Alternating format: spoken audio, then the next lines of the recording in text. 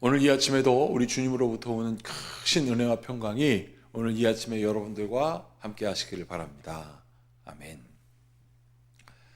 오늘은 베드로 전서에 대해서 우리가 함께 나누도록 하겠습니다. 베드로 전서 1장 1절부터 12절까지 있는 말씀인데요. 베드로가 이 말씀을 기록한 목적이 있습니다. 그 목적은 박해를 견뎌내는 성도들에게 믿음의 강력한 반석 같은 믿음이 무엇인지 확신에 거하게 하기 위해서 이 편지를 썼습니다. 여러분, 박해가 보통 박해가 아니죠. 그냥 박해가 아닙니다. 제가 이런 박해를 아주 막 무슨 살이 째지고 몽둥이로 맞고 이런 박해는 아니었지만 그 마음에 심한 박해를 경험했던 일들을 여러분들은 아실 겁니다. 여러분, 교회를 섬기고 사랑하고 또 좋아하는 사람들과 같이 그리스도의 은혜를 나누었던 이 공동체로부터 분리되어야 되는 얼토당토한 일을 경험했을 때 제가 참 힘들더라고요. 여러분, 그런데 그런 일도 힘들었는데 이 사람들은 어떻게 되었냐면 생명을 위협하는 박해를 경험하게 되었습니다. 그때 사도 베드로가 오늘 쓴 편지가 그겁니다. 박해 받았을 때 그 박해로 인하여 너희들 주저앉겠느냐? 너희들 집이 쫓겨나서 돌아다니는 나그네 같으냐? 그러나 이것을 기억하라 라고 말하면서 너희는 집이 없어 유리방황하는 나그네 같지만 하나님께서 너희를 택하셨다 이거예요.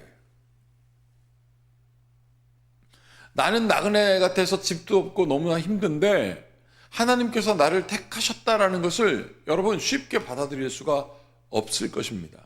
그렇지 않아요? 나 집이 없는데, 나 지금 막 방황하고 있는데, 막 이자가 산더미 같이 쌓이고 누군가에게 갚을 것은 많은데, 그 갚을 것조차 이제 없이 막 도망 다녀야 되니 이게 얼마나 우리가 힘든 이야기겠습니까? 그런데 오늘 베드로는 뭐라고 얘기하고 있습니까?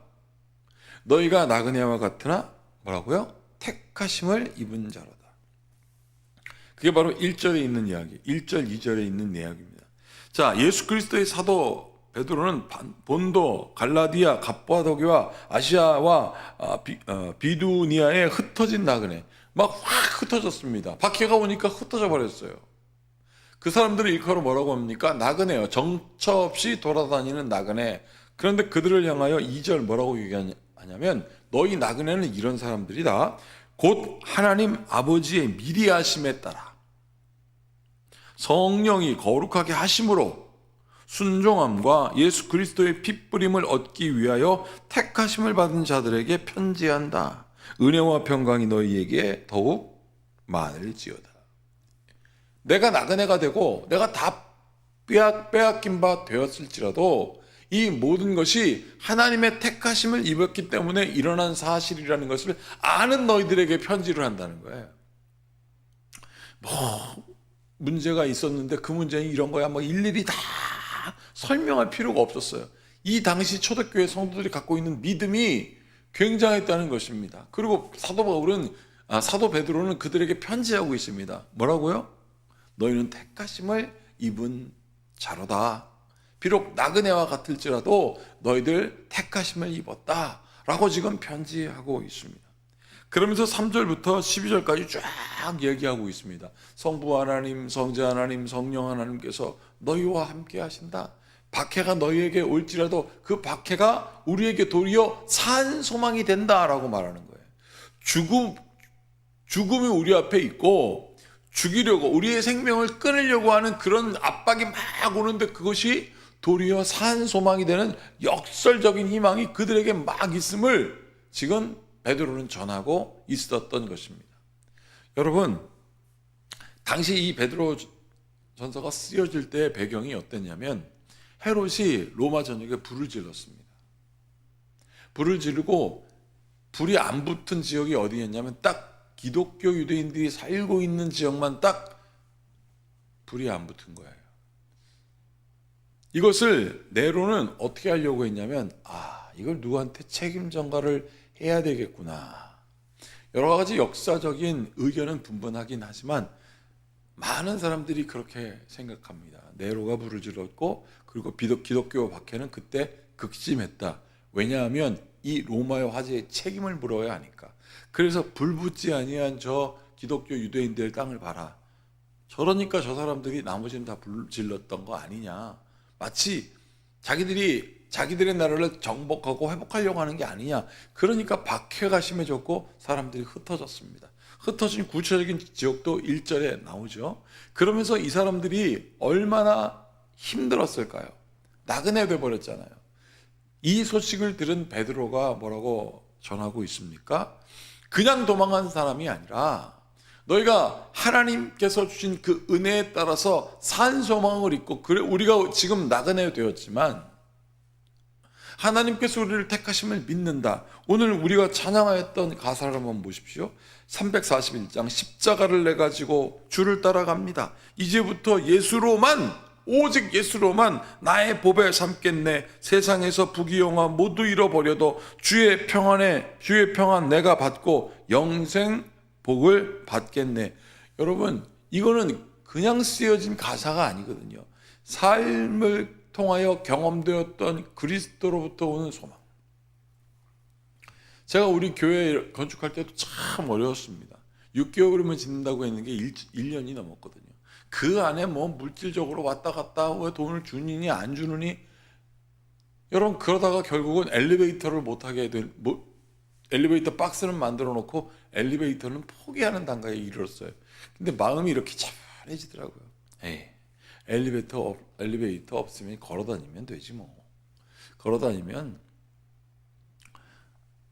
운동도 되고, 한 걸음 올라갈 때마다가 2주씩 생명이 연장된다고 하니까 여기를 왜 뻥겼다고, 나는 영생할 수도 있겠구나, 나는 아주 영원히 살 수 있겠구나, 이게 농담삼아 그런 얘기를 마음 가운데 품고 포기하고 있었어요. 그러나 엘리베이터가 참 있었으면 좋겠죠. 근데 그게 딱 3천만 원이었습니다. 어디에서 뭐 이렇게 누구한테 달라고 그럴 수도 없고 그냥 그런 마음을 갖고 딱 포기가 되더라고요. 그런데 누군가로 하여금 그것이 딱 환불이 되어지고 딱 3천만 원. 그래서 그것이 올라가게 되었습니다. 여러분, 이게 소소한 응답 같을지라도, 이것이 어떤 사람들에게는 우연이다 말할 수 있을지라도, 그것을 환불한 분의 마음을 움직이신 분은 하나님이세요. 그리고 내 마음을 포기하게 한 이도 하나님이세요. 이것으로 인하여 누군가를 미워하고 그런 마음도 다 사라지게 하신 이도 하나님이셨다 이거예요. 그러니 나그네 되었을지라도 우리가 산 소망을 입으면, 내가 궁핍하여도 내가 가난하에 처할지라도 일체의 그것을 견뎌낼 수 있는 비결을 얻게 되는 것이 믿음의 신비인 것입니다. 여러분, 택하심을 받은 나그네, 그렇기 때문에 나그네라도 하나님의 택하심을 경험하면 어딜 가든지 담대하고 어딜 가든지 안정감을 누릴 수 있는 주의 은혜의 사람이 될 것입니다. 이것은 하나님이 여러분들을 향한 뜻이기 때문에 그렇습니다. 여러분, 그러면서 3절 보세요. 우리 주 예수 그리스도의 아버지 하나님을 찬송하리로다. 그의 많으신 국률대로 예수 그리스도를 죽은 자 가운데서 부활하게 하심으로 말미암아 우리를 거듭나게 하사 사한 소망이 있게 하시며 썩지 않고 더럽지 않고 쇠하지 아니하는 유업을 있게 하시나니 곧 너희를 위하여 하늘에서 간직하신 것이라. 하나님께서 이미 다 예비하셨다는 거예요. 그걸 다 예비하시고 그것을 우리에게 주시기 위하여, 이 하나님의 의도가 거기 있어서 우리에게 예수 그리스도 그분이 오셨다는 거예요. 여기에 지금 싹 다 들어가 있습니다. 하나님, 부활하신 예수님이 싹 기록되어 있어요.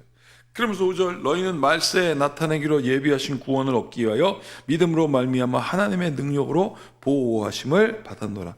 믿음으로 말미암아 하나님의 능력으로 보호하심을 받았다. 이 믿음이 누구로부터 왔습니까? 예수 그리스도로부터 온 거예요. 예수 그리스도가 없었다면 믿음의 대상도 없는 거예요. 그런데 이 믿음은 어떤 믿음입니까? 죄를 사해 주시는 예수 그리스도를 의지하는 믿음. 그래서 오늘 그 능력으로 보호함을 받았다라고 되어 있습니다. 여러분, 6절 그래서요, 인과접속사 나오죠. 그러므로 너희가 이제 여러 가지 시험으로 말미암아 잠깐 근심하게 되지 않을 수는 없으나 오히려 크게 기뻐하는도다. 예수 그리스도를 믿음으로 말미암아 생기는 고난은 분명히 있다. 그거 어려운 것이 아니다. 잠깐 근심하게 되지 않을 수는 없다. 근심할 수 있다는 거예요. 그거 피할 수 없다. 그러나 오히려 크게 기뻐하는도다. 막 박해를 하는데 나는 만족하네라고 하면 박해하는 사람이 얼마나 황당하겠어요. 더 큰 박해를 했는데도 나는 만족하네라고 하면 나중에 포기합니다. 여러분 7절 보세요. 너희 믿음의 확실함. 그렇게 믿음의 확실함은 불로 연단하여도 없어질 금보다 더 귀하여 예수 그리스도께서 나타나실 때에 칭찬과 영광과 존귀를 얻게 하실 것이니라. 나그네 대해서 유리방황할지라도 나는 하나님의 택하심을 입은 받은 자다라는 고백은 내 고백이 아니라 예수 그리스도로부터 온 고백이며 성령께서 우리와 함께 하시는 능력입니다. 그래서 8절 예수를 너희가 보지 못하였으나 사랑하는도다 이제도 보지 못하나 믿고 말할 수 있는 영광스러운 기쁨으로 하나니, 그러면서 이렇게 결론을 하시죠. 믿음의 결국은 곧 영혼의 구원을 받습니다.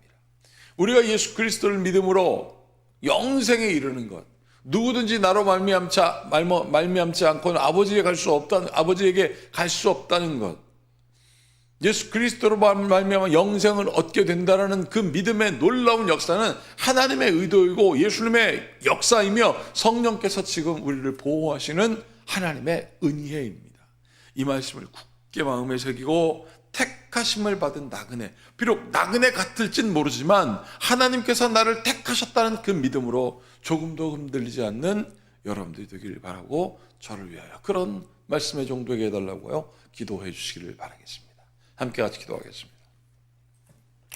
참으로 고맙고 감사하신 주님, 택하심을 받은 자, 비록 나그네 같은 삶을 살지라도 택하심을 입었다면 산소망에 흔들리지 않는 믿음의 사람 된다고 오늘 성경은 우리에게 얘기하고 있습니다.